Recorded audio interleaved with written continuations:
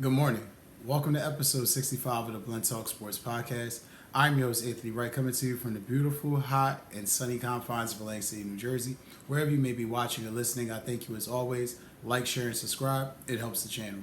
You can check us out now on Apple Podcasts, Spotify, and as well on Substack. Hopping right into this episode, guys. It's been a little minute. This episode is going to be dedicated strictly to the Bird Gang. Fly Eagles Fly. This episode is going to be talking about training camp updates from days 7 through 10. And also, for a little bonus, for my paid subscribers, you guys will see this on Substack and also as well as Spotify and Apple Podcasts. But in this episode, I'll also be chronologizing the preseason game and what I thought stood out, what I thought looked bad, what I thought might need to be worked on. But nonetheless, the game was last night against Baltimore. Exciting way for the game to end. I mean, didn't really expect it to end like that. It was a preseason game, but definitely was a lot of things that inspired hope or inspired good signs going forward.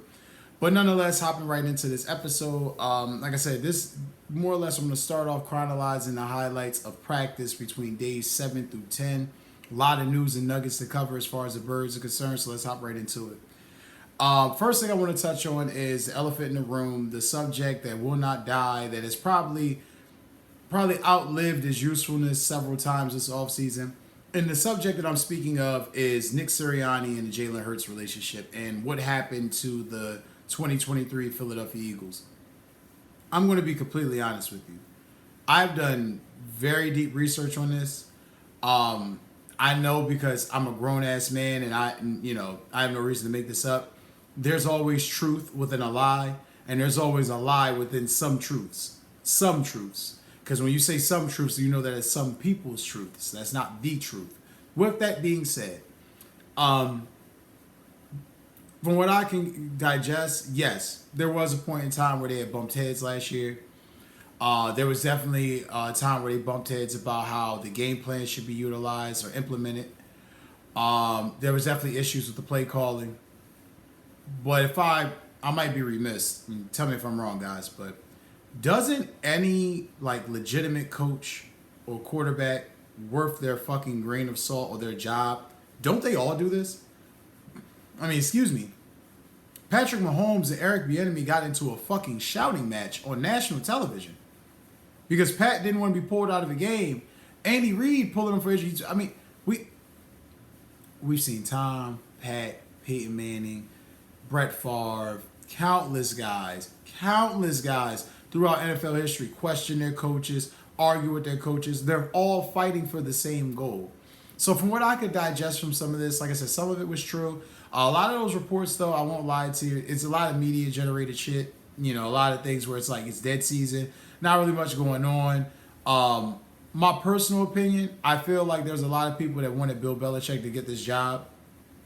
They just kind of feel like Bill Belichick, if he has his job, this will be the ultimate, penultimate for Bill Belichick, where he could, he'd be back in the NFC East, he'd be coaching the Eagles, get a chance to win and add to his resume, all these things. But the elephant in the room for them, for those people that feel that way, is Nick Sirianni hasn't had a losing season since, knock on wood, hasn't had a losing season yet as a head coach. Has made the playoffs every year. Whether getting his ass kicked in the playoffs or getting to the Super Bowl and losing, he's been a playoff contending head coach since he's been here. He has a better winning percentage than Andy Reid within his first 3 years.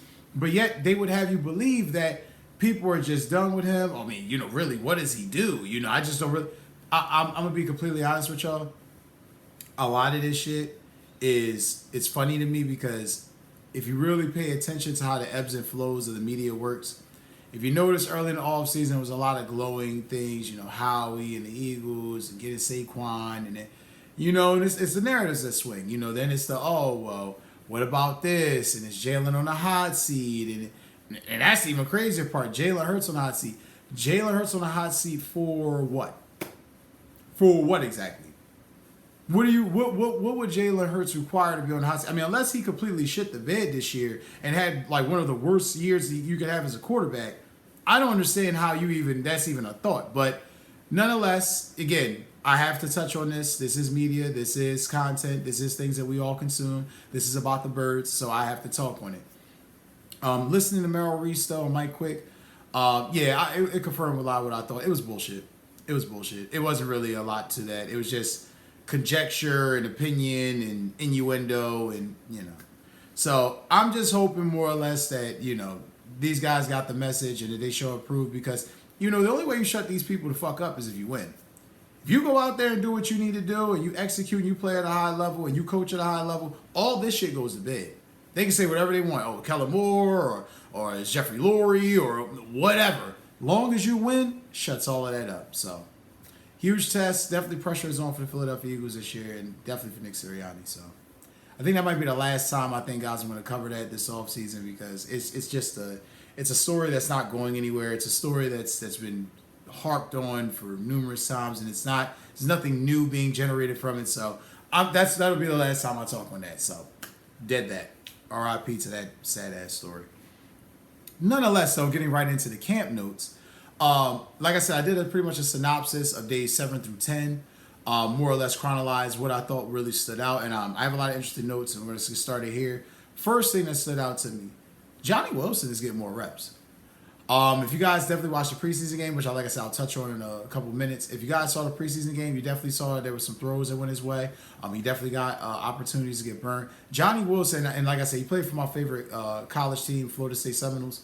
I personally feel like Johnny Wilson, if his game is ready, especially being that he worked out with Jalen, give him some fucking burn. Have a nice rotation between Covey and him and Ross, in spots. You can use Ross for the deep threat at times. Make it work. Make it work. Your third wide receiver position right now is a revolving door. So to see this kid get more reps and burn, it's definitely a good thing to see. Isaiah Rodgers and Kaylee Ringo are definitely battling out for that CB2 spot. Darius Slay has cornerback one spot locked, of course, which I'll touch on Darius Slay's summer and the good summer that he's had. But nonetheless, Isaiah Rodgers and Kaylee Ringo are definitely in competition for that cornerback 2 spot. There's no question about it. Definitely a fight that I think is going to go all the way to the end of camp, and I'm anxious to see who's going to win it. I think Kaylee Ringo has the inside track, although I think Isaiah Rodgers, the more he plays, the more he knocks the rust off, because he did look a bit rusty last night in that game against Baltimore, but I think the more rust he knocks off, the better he'll look, so we'll see. But Kaylee Ringo definitely has the upper hand in the words of Mike Tomlin, pole position, so far in that regard. Quinyon Mitchell, rookie cornerback out of Toledo, played decently last night. Definitely, he flashed on the screen. Had a pass. He played in the nickel position. Had a pass breakup, which should have been an interception. I know he's definitely kicking himself for that one, but definitely great pass breakup. And even got to see him talk a little shit to Smitty in practice the other day. And Smitty talked about it. Quinyon talked about it. I like this kid's swagger and demeanor. I like how he approaches the game. I like how his tactics and his methodology is. I'm very anxious and excited to see him get more reps and more burn in his defense and what he could potentially grow into as a corner. Also, another thing that I thought was definitely great too was Nick Sirianni has been, I think, obviously with pressure being on, I just previously touched on it. A lot of ridicule or criticism that Nick has definitely received, rightfully so, and some of it unjustly, but nonetheless, heads heavy who wears the crown. Nonetheless, Nick Sirianni has definitely been coaching very big on coaching situational football with the team this year. He's been preaching it in every practice and a lot of drills. A lot of the drills, just to give you an idea for those who may not be savvy as to what I'm talking about, these situational drills curtail or pertain to situations where it's like, 4th and 1 or 4th and 11 and you're on your 30 and you got to get the first down and it's only 45 or 50 seconds left in the entire game and you got to score to win. Working on scenarios like that, one timeout, no timeout type scenarios. And he scorched Kenny Pickett for, fucking up a drill.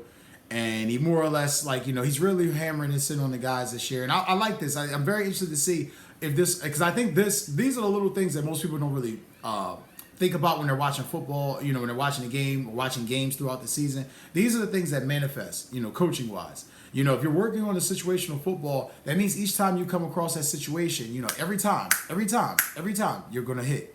You're going to hit because you've practiced it, you prepare for it, you know what's coming. So it's definitely great to see that. Great to see Nick's not taking that lightly. And good to see him get on Kenny Pickett, because Kenny Pickett, has played in this league. And, he's technically a veteran. So some of these things, great, learning a new offense, but you got to be on these guys because these guys may have to come in spots and play. And you want them to be prepared and be ready. So great to see Nick Sirianni doing that. Britton Covey. Britton Covey has definitely been on the radar. Guys have heard me talk about him a lot. Like I said, if you guys have been watching any of the Eagles episodes, you've been hearing me mention Britton Covey a lot throughout the summer. He's definitely getting more reps at that third receiver spot. I like the rotation of how it's split between it being like Ross, Wilson, Covey, Wilson, and then Ross, and then they kind of split it up in between there depending on the play call, how things are going. Let me say this. I kind of feel like Britton Covey is being groomed to be Philadelphia's Cole Beasley.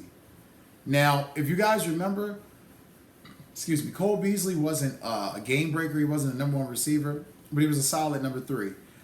Get you somewhere between 700 and 900 yards, get you about 7 to 11 touchdowns. That's what you want.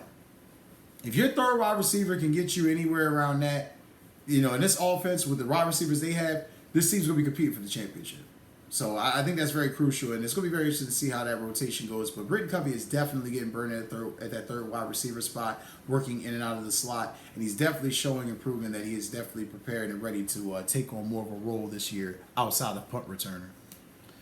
Going a bit further, we have the D-line, which, I feel like I've kind of said the same damn thing every episode in regards to the defensive line. Impressive, dominant at times, moving the line, the way they can move pockets. I just thoroughly impressed with how the defensive line has looked and played throughout this summer. I was anxious to see them during the game. There were some plays where they definitely got pressure. There were some plays where they didn't get as much pressure as they should. Kind of probably figured out maybe the design or play call type because let's be honest, we know Vic Fangio. He's been doing this longer than half of us, definitely myself, has been alive. He's not going to be sitting there showing you much of anything in the preseason. He's going to run a basic vanilla scheme, and you can pick from whatever you want from that. But, it's great to see that the defensive line has definitely been taking ownership and the onus on getting pressure. It remains to be seen how it will work throughout the season. If the defensive line, guys like Bryce Huff and Nolan Smith, can catch on like we think they can. But if they can, sky's the limit for this defensive line. Speaking of D linemen, we're getting into Milton Williams. Milton Williams, guy out of Louisiana Tech, was drafted a few years ago for the Eagles. Definitely, if you're an Eagles fan, you know about Milton Williams. He's been a guy who's been solid for us. Definitely played in spots. Has been well. He's standing out this year really at camp. Vic Fangio even commented in his press conference the other day that he tried to convince the guys in Miami last year to trade for Milton Williams. He's very high on Milton Williams. Likes him as a player, likes him as a person. I just think that Milton Williams is definitely lining up to be an ascending player this year. He's definitely somebody I'm going to keep my eye on the rest of camp going into the regular season because he's just one of those guys where if he shows up and plays, the Eagles got a good problem. Now you got 3 or 4 defensive tackles that can generate pressure on their own. And we know this team can generate pressure on their own. They got a chance to go to win the whole damn thing. So interesting to see. Going a bit further, some of the young guys, a couple of rookies that I think would definitely have been getting some more burn. Jeremiah Trotter Jr. and Will Shipley Jr. Definitely been getting a lot more reps. I'll touch on some of the issues that I think Will Shipley has been battling with quickly in a moment. But nonetheless, Jeremiah Trotter definitely getting more reps, definitely flashing on screen, definitely showing that playmaking ability that we saw at Clemson. He kind of showed some plays last night in the game. I'll touch on that too briefly in a little bit. But, definitely what you wanted to see from somebody named Trotter, especially Trotter Jr. So exciting. Definitely like to see what I saw from Will Shipley in the past game. Definitely soft hands, easy for him receiving the ball out the backfield. So it's definitely great news. It's great to see these guys getting more burn, getting more opportunities. Speaking about opportunities, we're going to talk about veteran James Bradbury, who I think, very interestingly enough, is getting a lot of burn at safety and is definitely embracing his role, which I think is stupendous because let's be honest, if James Bradbury accepts his role as safety, this makes his defense flow a whole lot better. You have coverage in places that you didn't really have coverage before because we all know Bradbury has lost his step. His last best year was 2022 as far as a corner. More than likely he's a safety now. And if he plays well at that spot, I'm just being honest with you. Honest to God truth, it really could set this team up depth-wise. However, the fact that he's embracing the role is great. But if he doesn't play well and it doesn't resonate, I don't know how he's going to justify keeping him at that number. So, remains to be seen. Definitely something to keep our eyes on. But I like the fact that Bradbury's embracing the role, and I like the fact that his teammates said that he's definitely been stepping up in that position. So, it's great news to hear. Been a little bit of scary news though, some injury news. You know, I definitely don't like to talk about this, especially this time of the year. But Cam Jurgens and C.J. Gardner-Johnson both had dealt with some injuries in the middle of the week. Cam Jurgens, it was a lower extremity. Not sure, I think it was a leg or ankle, but nonetheless, he was good enough where he was fine. He was able to practice the rest of the week. C.J. Gardner-Johnson, however, though it was no fracture, break, or any severe damage, he did miss reps, practice time in regards to that. He was on the practice field. He was taking mental reps. He was doing some conditioning, but nothing, too crazy. Glad that neither one of these guys are severely injured because we're going to need both to make any type of run or do any type of damage. But yeah, this is just this time of year. It just sucks to hear about any of these guys getting injured or any of these guys getting hurt because it could just potentially fucking derail the season. And who the hell wants to deal with that going into September? So great news that those guys are healthy. We go a bit further, going to Vic Fangio. And this is something, Vic Fangio, if y'all notice, I talk about him a lot. I've done a deep dive on his defense, his mindset. I love old school coaches like that. That's guys that could have got me to run through the wall for him. I love guys like that. I love guys that coach with that type of gritty, old school mindset. But it's something that he said that I've always felt was true. But, he just ultimately confirmed it for me today.